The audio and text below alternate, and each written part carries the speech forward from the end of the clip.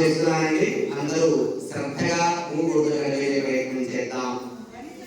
ఏకదా నైసార్యే కృష్యస్తోనికాయ ప్రవచులాగతం సర్వం సూరం పౌరాణికం ఖలు. ఏకదా నైసార్యే, ఈ కథ ఎక్కడ ప్రారంభమైంది అంటే ఏకదా నైసార్యే, నైసార్యము అనే అరణ్యంలో ఈ కథ ప్రారంభమైంది.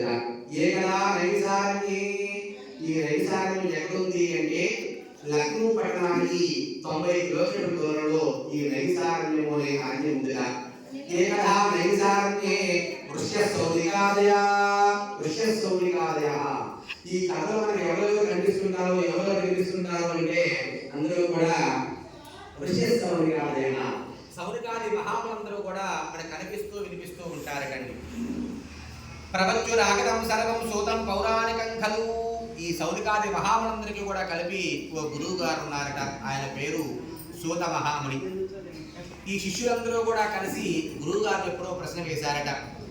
గురువుగారండి, మానవ జన్మ అంటూ ఎత్తిన తర్వాత తెలిసి కానీ తెలియక కానీ పాపాలు చేస్తూ ఉంటాం కదా, ఈ పాపం తొలగిపోవాలి అంటే ఏం చెయ్యాలండి అని అడిగారట. అడిగేటప్పటికీ గురువు గారు చెప్పారట, అయ్యా నీకు మంచి సందేహమే వచ్చింది.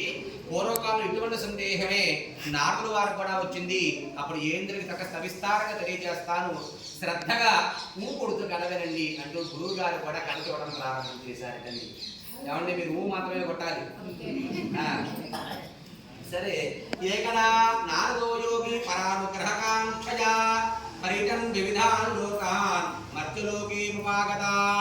ఏకదా నారదో యోగి, ఒకనొక సందర్భమున నారద మునీంద్రుల వారు పరానుగ్రహకాంక్షయా, అన్ని లోకాలు బాగుండాలని చెప్పేసేసి పరిటన్ వివిధాన్ లోకాన్, అన్ని లోకాలు తిరుగుతున్నారండి. అతల్లా వితల్లా సుతల్లా తలాతర రసాతర మహాతరాది సప్తపాతాల లోకాక్షానామ పరిభాగే అని పిలుపుతారు. సరే, ఇలా ఈ లోకాలన్నీ కూడా తిరుగుతూ భూలోకంలోకి వచ్చాడండి నారదుల వారు. మధ్యలోకి జనాన్ సర్వే నానాగ్నే సమన్విత. భూలోకంలో ఉండే మనుషులందరూ కూడా చాలా బాధలు, చాలా కష్టాలు అనిపిస్తున్నారట. అయ్యయ్యో వీరు ఈ విధంగా బాధలు అనిపిస్తున్నారు కదా, ఈ కష్టాలు తొలగిపోయే మార్గం ఏమీ లేదా అని చెప్పి ఆలోచిస్తూ నారదుల వారి నోట్లో ఎప్పుడో ఒక నామస్మరణ నాకుతూ ఉంటున్నారు. ఏమిటంటే అది నారాయణ నారాయణ. సరే, శ్రీమన్నారాయణ దగ్గరికే వెళ్దాం, ఏదైనా మార్గాన్ని చూపిస్తాడేమో అని చెప్పేసి విష్ణులోకానికి బయలుదేరి వెళ్ళారటండి నారదుల వారు. తత్ర నారాయణం దేవం శుక్లవర్ణం చతుర్భుజం శంకు చక్రగదా పద్మ వనభావాభూషితం. తత్ర నారాయణం దేవం, ఇది వెళ్ళేటప్పటికి స్వామి వారు శుక్లవర్ణం తెల్లటి ఒంటిగా కలిగి ఉన్నారటండి. చతుర్భుజం 4 భుజాలు కలిగి ఉన్నారట. శంకు చక్ర గదా పద్మ, 4 భుజాల్లో కూడా శంకువు చక్రము గదా పద్మముని ఆభరణాలుగా ధరించి ఉన్నారట. అంతేకాకుండా వనమాలాభూషితం. వనమాల అంటే ఏమిటండి? ప్రసన్న గారు గిఫ్ట్ కూడా తీసుకొచ్చారండి. ఎవరైతే కరెక్ట్ ఆన్సర్లు చెప్తారో గిఫ్ట్ కూడా ఉన్నాయండి. అది ప్రసంగం అప్పుడే లేదండి, ప్రసంగం చెప్తారు.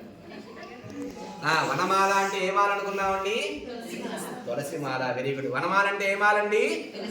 తులసి మాల. Underline the word.